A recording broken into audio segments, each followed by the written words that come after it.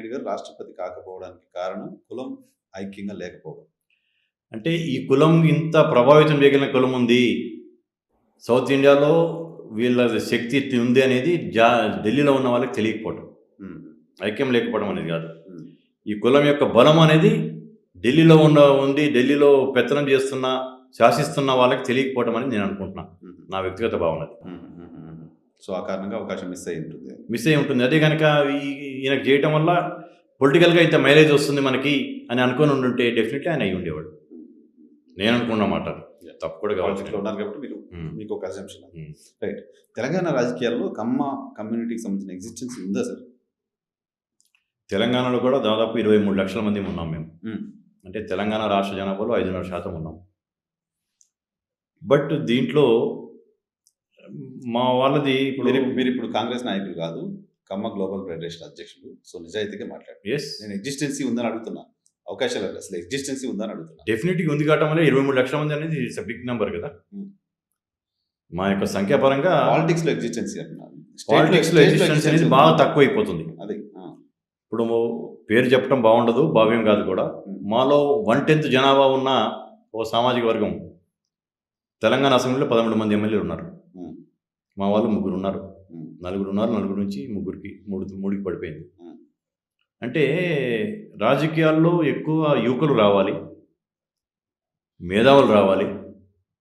వచ్చేసినప్పుడే దానికి వ్యవస్థల్ని, ఈ వ్యవస్థ భ్రష్టు పట్టిపోయిన వ్యవస్థ, రాజకీయ వ్యవస్థ అని చెప్పేసి యువకులు, చదువుకున్న యువకులు, క్యారెక్టర్ ఉన్నవాళ్ళు, ఫ్యామిలీ బ్యాక్గ్రౌండ్ ఉన్న వాళ్ళు రాకుండా ఉండటం కూడా ఈ రాజకీయాలకి ఇప్పుడు ఏదైతే వాళ్ళు వ్యతిరేకించి ఈర్షపడటం కాదు, అసహించుకునే వ్యవస్థలో ఎవరైతే వస్తున్నారో మజిల్ పవర్, మనీ పవర్, వాళ్ళు రాకుండా నిజంగా ప్రజాస్వామ్యబద్ధంగా అన్ని బాగుండాలంటే మేధావులు, యువకులు బయటికి రావాలి.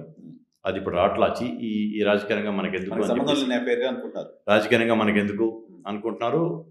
ఈ సాఫ్ట్వేర్ వాటిలో సాటిస్ఫై అయిపోతున్నారు. కాబట్టి ఓటింగ్ శాతం కూడా పట్టణాల్లో అంత తక్కువగా 40% పడిపోవడానికి కారణం ఏంటంటే ఆసక్తి లేకపోవడం. వీళ్ళందరూ వచ్చినప్పుడే, రాజకీయాల్లోకి వచ్చినప్పుడు వ్యవస్థని శాసించగలరు, వ్యవస్థని బాగు చేయగలరు. కమ్మ సామాజిక వర్గం కూడా తెలంగాణలో రాజకీయంగా రావాల్సినంత అవకాశాలు రాలేకపోవటం జరుగుతుంది. ఇప్పుడు ఒక రకంగా చెప్పాలంటే ఒక రాజకీయ పార్టీ అధ్యక్షులు కూడా 30 జిల్లాలు ఇస్తే ఒక జిల్లా కూడా లేదు. అంటే కింద నుంచి కూడా లేకుండా ఏదో ఎలక్షన్ వస్తే పిలిచేసి 4 పెద్దల్ని పిలిచేసి, కుల సంఘంలో ఉన్న వాళ్ళనో లేకపోతే రాజకీయాల్లో ఉన్న 2-3 పిలిచేసి వాళ్ళని కూర్చోబెట్టేసేసి వాళ్ళని చూపించేసేసి వీళ్ళకి ఏదో చేసాము, మర్యాద చేసామని వాళ్ళకి రోజు ఏదో ఇది చేసి గౌరవించినట్టు చేసేసి ఓట్ బ్యాంక్ వేసుకుంటున్నారే కానీ నష్టపోతుంది దానివల్ల. కాబట్టి దాన్ని కొంచెం ఇక్కడ హైదరాబాద్లో కూడా మేము గట్టిగా మా యొక్క సంఖ్యాబలాన్ని చూపించే ప్రయత్నంలో కూడా ఉన్నాం. రేపు రాబోయే జిహెచ్ఎంసీ ఎలక్షన్స్లో, మేయర్ ఎలక్షన్స్లో ఎక్కువ శాతం సీట్లు మాకు కావాలి అని ఇప్పుడు ఆసక్తి గల యువకులు బయటకు వస్తున్నారు, నిలబడటానికి డివిజన్స్లో పనిచేసుకుంటున్నారు. కాబట్టి హైదరాబాద్లో కూడా మా ఓటు శాతంతో పాటు మా యొక్క పదవులు కూడా పెంచుకోవడానికి అన్ని పార్టీలు మేము చూపిస్తే కానీ అర్థం కాదు. కాబట్టి తమిళనాడు యొక్క ప్రకంపనలు డెఫినెట్లీ హైదరాబాద్లో ఉంటాయి, కర్ణాటకలో కూడా దాని ప్రభావం పడుతుంది. సో హైదరాబాద్లో నేను మాట అంటాను, తెలంగాణ రాజకీయాల్లో కమ్మ సామాజిక వర్గానికి రాజకీయ ప్రాతినిధ్యం విషయంలో అన్యాయం జరిగింది అని ఒప్పుకుంటారా? డెఫినెట్లీ ఒప్పుకుంటాను. అన్యాయం జరిగింది. ఇంకా జరగకుండా చేయాలంటే మాది బలం ఇంత అని చూపించాల్సిన అవసరం ఉంది.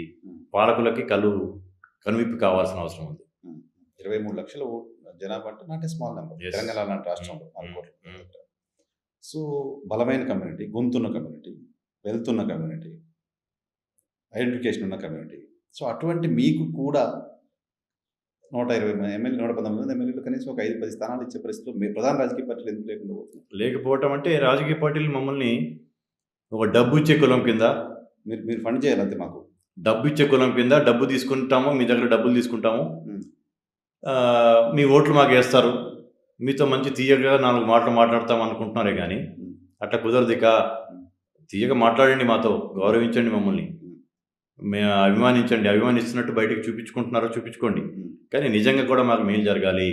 ఇక మేము ఇటువంటి పైన మెరుపులకి మేము లొంగం అనేది నేను గట్టిగానే దాన్ని నిర్ణయించుకోవచ్చు.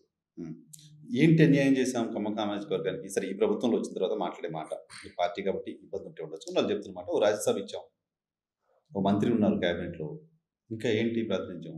అంటే ఎమ్మెల్యేలు ముగ్గురే కదా ఉంది. హ్మ్. మీకు రేపు పొద్దున రాబోయే మున్సిపల్ చైర్మన్స్‌లో ఎంతమంది అవుతారు? హ్మ్. చూద్దాం. అట్‌లీస్ట్ ఇప్పుడు ఖమ్మం, నల్గొండ, నిజామాబాద్, హైదరాబాద్‌లో ఎలక్షన్ జరగలేదు గానీ, హ్మ్.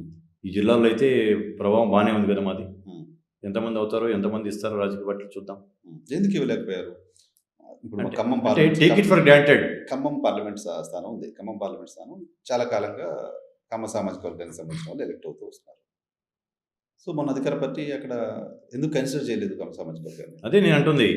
ఏ పార్టీ అనేది నేను పార్టీ మాట్లాడను గానీ, అని ఏ పార్టీ అయినా నేను. ఏ పార్టీ అని మాట్లాడను గానీ, మమ్మల్ని ఒక వీళ్ళకి ఏం చేసినా మా ఎమ్మట ఉంటారులే. ఉంటారులే వాళ్ళకి వేరే ఆప్షన్ లేదు. They have to. వాళ్ళు మా ఎమ్మట ఉంటారులే. ఈళ్ళకి ఏం చేయకపోయినా సరే, ఏదో ఎలక్షన్‌ల ముందు వచ్చేసేసి 4 మంచి మాటలు మాట్లాడేసేసి, ఆళ్ళ గురించి ఏదో మాట్లాడేసో, లేకపోతే ఎన్టీ రామారావు గారి గురించి కొంచెం పొగిడినట్టు మాట్లాడేస్తేనో సరిపోద్దేమో అనుకునే భావన కలుగుతుంది కొందరికి. హ్మ్.